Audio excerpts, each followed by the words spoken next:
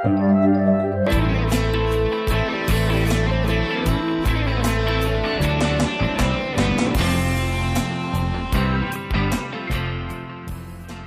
versions of the Acura TL have always done very well in our tests. In fact, the last model was one of our top picks. In this new redesign, it's a little bit bigger, it's got a little larger engine, and it's got in-your-face styling. Let's see how it does. The last TL was really engaging to drive, but this one, not so much. Sure, there's not much body roll and the steering is pretty quick, but it lacks some feedback and is kind of vague. In emergency situations, the TL feels pretty good up to its limit. It did well in our avoidance maneuvers. Braking performance is excellent, with very short stops in the wet and dry. The TL has a steady and composed ride on the highway, but there's an underlying firmness. The TL is quiet overall, but there's a little bit of road noise, particularly over rough road surfaces.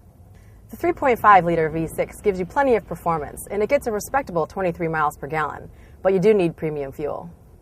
The interior of the Acura TL is very nicely finished. It uses a lot of high-quality materials, and everything fits together well. The gauges, they're clear and backlit and easy to read. The controls on the center console can be a little bit awkward. The climate control buttons are separated from one side to the other, and this tuning knob is floating off on its own. And the steering wheel has lots of controls on it. We are a fan of controls on the steering wheel, but this might be just a little bit much. The interior of the TL also has some nice little compartments. This sliding door reveals a couple of cup holders. There's also another compartment in front of the stick shift. Over here behind this door, there's a nice 12-volt outlet. And inside the armrest console, there's another little sliding out tray. There's nice leather front seats. They're firm and supportive and comfortable.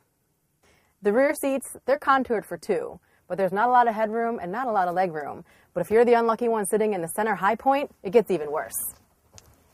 The TL has a decent-sized trunk, but the opening can be a little bit small for larger items, and it has a pretty high lift-over. So this Acura TL, it's a nice car, but it's not the standout that it used to be.